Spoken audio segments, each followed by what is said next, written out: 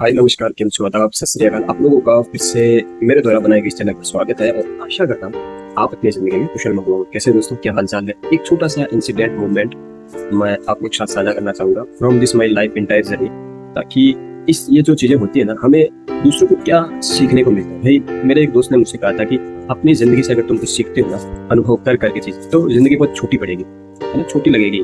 तो दूसरों की जिंदगी से सीख कर चलना आसानी रहती है अपनी जिंदगी को सही से बनाकर चलने। तो मैं निकेश अपनी जिंदगी के अनुभव आप लोग के साथ साझा करता हूँ, और कुछ भी चीजें जो हमें सामाजिक रूप से सीखने को मिलती है, पारिवारिक रूप से हमें जो इंसिडेंट होते हैं वो हमें क्या बताते हैं, क्या सिखाते हैं और हमें कैसे संभल कर चलना चाहिए, उसके बारे में थोड़ा सा आपके सामने इस वीडियो के दौरान चर्चा करूंगा। जैसे पीठ पीछे सब लोग बातें करते हैं, चार लोग इकट्ठा हो गए, कहाँ कुछ क्या हुआ, कैसे हुआ, क्यों हुआ, तो बातें लोग बनाते हैं, है ना। तो मेरा सीधा सा हिसाब, मैं लोगों के साथ चर्चा नहीं करता। जो मेरे अनुभव होते हैं चीजों को लेकर के, मेरा क्या ओपिनियन रहता है, मेरा क्या नजरिया रहता है, तो वो मैं अपने वीडियो के दौरान अपनी ऑडियंस के साथ या अपने जीवन काल के दौरान साझा करता हूँ। तो मेरे परिवार में 2 इंसिडेंट सुसाइडल हुए हैं, जिनके बारे में मैं इस वीडियो के दौरान चर्चा करूंगा। क्यों हुए और लोग ऐसा कदम क्यों उठाते हैं। हर परिवार में, हर सामाजिक अगर अपन देखें तो कहीं ना कहीं हर तरह की चीजें ऐसे ना होती है, पारिवारिक मतभेद के कारण या फिजिकल इश्यू के कारण होते हैं। लेकिन 2 इंसिडेंट मेरे परिवार में हाल फिलहाल में, एक केस हुआ था जो मेरे बड़े भाई साहब थे, जिन्होंने शायद मुझे नहीं लगता ये ऐसा चीजें शेयर करनी चाहिए, लेकिन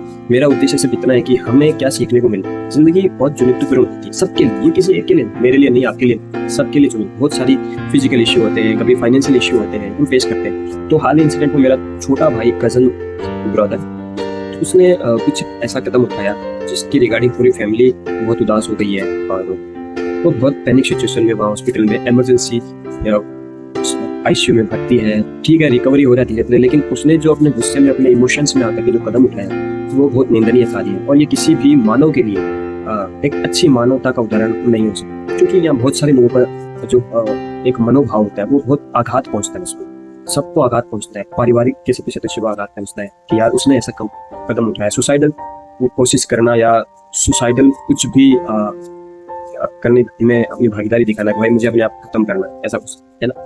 तो ये बहुत बड़ा एक तरह का इसको कानूनी अपराध भी है, लेकिन एक अच्छी मानवता का उदाहरण नहीं है। तो करने पर सब लोग कितने डिस्टर्ब हो जाते हैं, क्यों करता है। मैं यहाँ पर ऐसा करता हूँ कि एक तो फाइनेंशियल इश्यू हो जाए, आदमी दिमाग को सह नहीं सकता, बहुत सारा काम का बर्डन ले लो, मैं ये भी कर लिया, वो भी कर लिया, फिर क्या दिमाग की स्टेबिलिटी होती नहीं है और पूरी तरह से दिमाग डिस्टर्ब हो जाता है। और डिस्टर्ब होने पर ऐसा कोई कदम, भाई इसका सॉल्यूशन नहीं मिल रहा तो खुद को ही खत्म कर लो, पूरी कहानी खत्म कर लो। तो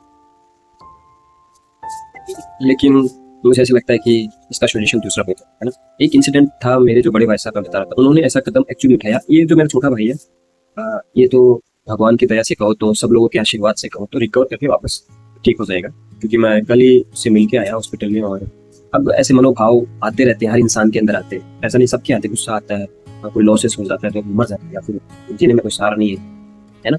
तो कल मैं मिल के आया, ठीक है, उसकी स्थिति धीरे धीरे जो पोजिशन है उसको रिलीफ मिल जाएगा, धीरे धीरे बॉडी से रिकवर हो जाएगी, तो आई एम फिर ओके एंड हैप्पी। लेकिन 2 दिन तक मैं भी उदास था, पूरी फैमिली में भाई एकदम सब सन्नाटा सा, सब अपनी अपनी जिंदगी में कुशल मंगल जिंदगी जी रहे। किसी सब दुआ करते हैं कि सब अपने अपने घर में अच्छी तरह से रहे। कोई नहीं चाहता कि किसी भी परिवार में कोई किसी तरह की पहले की स्थिति क्रिएट हो, है ना, कोई नहीं चाहता। जहाँ तक मेरी समझ है, जहाँ तक मैं अपनी माइंड को डेवलप कर पाई वहाँ तक तब। लेकिन फिर भी ऐसे हादसे होते हैं कि हम अपनी स्थिति को संभाल नहीं पाते और ऐसे कदम उठा लेते, तो वो भाई ठीक है, रिकवर हो जाता है। दूसरी बात मैं करता हूँ, जो मेरे बड़े भाई साहब थे, उन्होंने भी ऐसा सुसाइडल इंसिडेंट किया और उन्होंने अपने आप को लॉस्ट किया, सब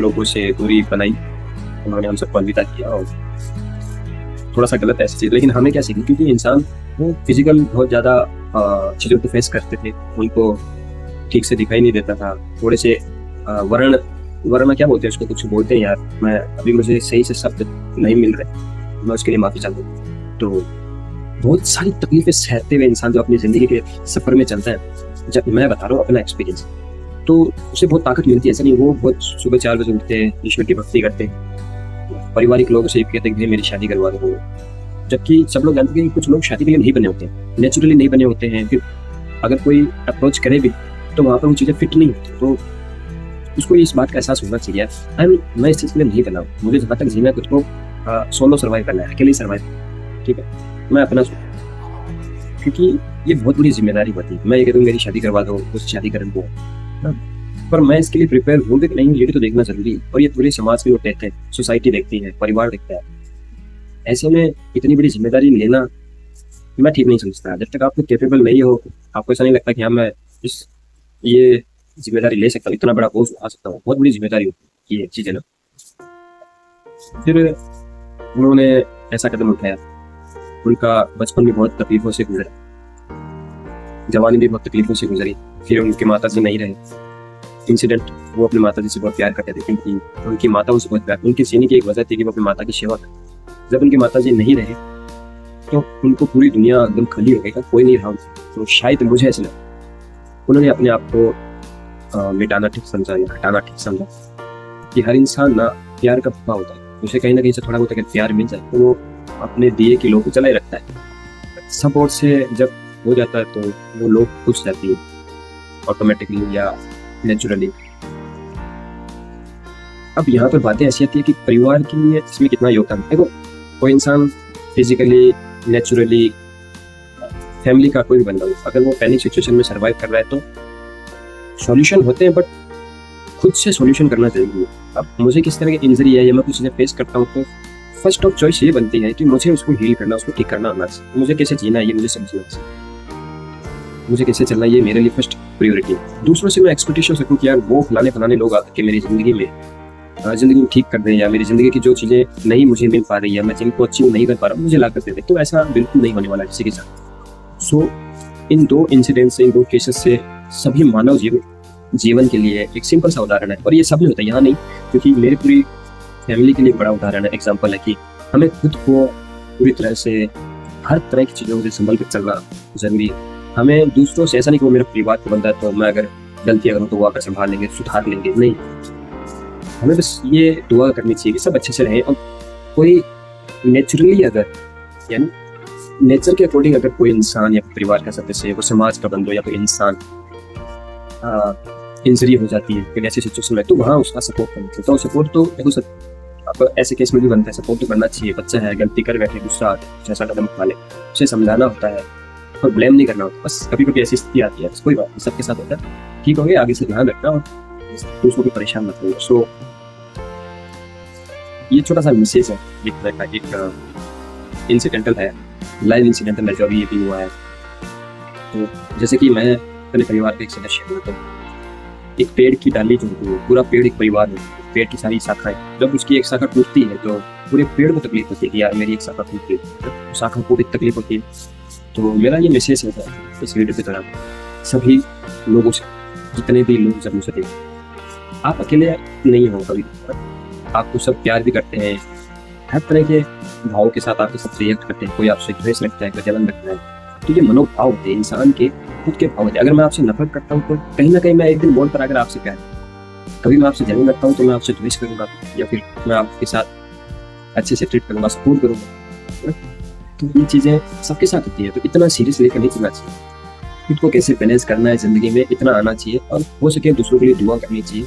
गलतियों को माफ करने वाला देवता होता है और गलतियों को दोहराने वाला बेवकूफ होता है। सो मैं सबसे गुजारिश करूंगा कि जितने भी लोग हैं जो वो अपने आप को बैलेंस करके चले, अपने परिवार को, अपने समाज को ऐसा आघात ना पहुंचाए। आपकी पूरी जिम्मेदारी आपकी पड़ती है, रहने के लिए, बने रहने के लिए। सपोर्ट करें तो ठीक, आपसे अगर हो सकता है तो आप सपोर्ट करो परिवार का, समाज का, तो अच्छी बात। लेकिन वो आपसे जबरदस्ती नहीं मांगेंगे कि नहीं हमारा सपोर्ट करेंगे। बहुत सारी दायित्व बनते हैं, हमारे कर्तव्य होते हैं, समाज के प्रति दायित्व है, परिवार के प्रति कर्तव्य है ना। क्योंकि बचपन से जब हम किसी पेड़ को लगाते हैं, 15 साल 20 साल जब हम उसे सींचते हैं, बड़ा करते हैं, तो हमारा एक ही इंटेंशन होता है कि यार बड़ा पेड़ बनेगा, फलदार गहरी छाया देगा, लोग इसके नीचे बैठेंगे, ठंडी हवा खाएंगे, ऑक्सीजन लेंगे और फल खाएंगे, है ना। तो 15-20 साल जब हमें पेड़ के प्रति इतना सारा भाव लेकर बैठते हैं, चाहे हम रहे ना रहे, लेकिन कोई ना कोई तो इस पेड़ के जरिए दुआ जरूर देगा। तो ये सब लोग चाहते हैं कि भाई हम जब बच्चे बड़े होते हैं तो उनके माता पिता सबसे पहले चाहेंगे कि उनकी जो उम्मीदें हैं उनके ऊपर खरा उतरे उनका बच्चा या बच्ची। परिवार भी चाहेगा कि हमारे जो पारिवारिक जो कार्य है उनमें पूरी भागीदारी रहे। जहाँ तक मेरा सवाल है, मैं इंट्रोवर्ट रहा हूँ, मेरा थोड़ा अकेलापन होने का नेचुरल स्वभाव है। सो वो फिर अपनी एक इंसान की प्रकृति कैसी है, ये सब चीज़ें जानते हैं। कोरोना काल के बाद मेरा ऐसे ही है, पहले मैं सबके साथ घुल मिल के रहता था, लेकिन ठीक है जो होता है नेचुरली होता है, हम ज़्यादा उस पर चर्चा नहीं करते। लेकिन जो लोग सबके साथ घुल मिल कर रहते हैं ना, तो उनको रहना चाहिए बस, मेरा इतना सा कहना है। और एक और बात मैं कहूँगा, सबकी प्रकृति है ना, कोई अग्नि तत्व की प्रधानता ज़्यादा होती है, किसी में जल तत्व की प्रधानता ज़्यादा होती है, किसी में वायु तत्व की प्रधानता ज़्यादा होती है, किसी में आकाशीय तत्व की प्रधानता ज़्यादा होती है। तो शायद ये 4 तत्व बताएंगे, तो इनके अकॉर्डिंग सबकी फिजिक्स होती है। तो अब मैं अगर अग्नि तत्व का इंसान हूँ तो मैं पानी की तरह सबके साथ एडजस्ट नहीं कर पाता। गिने चुने लोग शायद जो फायरी शाइन्स होते हैं अकॉर्डिंग बेस्ट टू मी, उनके साथ मेरी जो है तालमेल ठीक बनती है। बाकी कुछ लोग होते हैं ना जो सबके साथ एडजस्ट कर लेते हैं, जैसे पानी तत्व के लोग जो होते हैं, सॉरी जल तत्व के लोग, वो सबके साथ एडजस्ट हो जाते हैं, कंफर्टेबल फील करते हैं, उनको ज़्यादा दिक्कत नहीं होती। अब मैं फायरी शाइन का इंसान हूँ तो मैं बाकी लोगों से बहुत ज़्यादा अनकंफर्टेबल फील करता हूँ। ये कुछ नॉलेज है जो मैंने आपके साथ साझा किया है, होप दैट आपको थोड़ा अच्छा लगा होगा। थोड़ा सा मैंने एक्सपीरियंस मोमेंट आपके साथ शेयर किया कि भाई ऐसा नहीं होना चाहिए। सब एक जो है सब खुश रहे, सब सीखते रहे, अपने जीवन को अच्छा बनाए, एक मानव जीवन को अच्छा बनाकर चले। ये एक छोटी सी मेरी आप लोगों से गुजारिश आशा है। मेरा एक वीडियो बन गया और मैं अपनी इस जर्नी के दौरान इसको साझा करूँगा सब लोगों के साथ। तो शुक्रिया, खुश रहिए, मस्त रहिए और अपनी ज़िंदगी को ऐसे मुकाम पर लाइए जहाँ आप चाहते हैं एक्चुअली।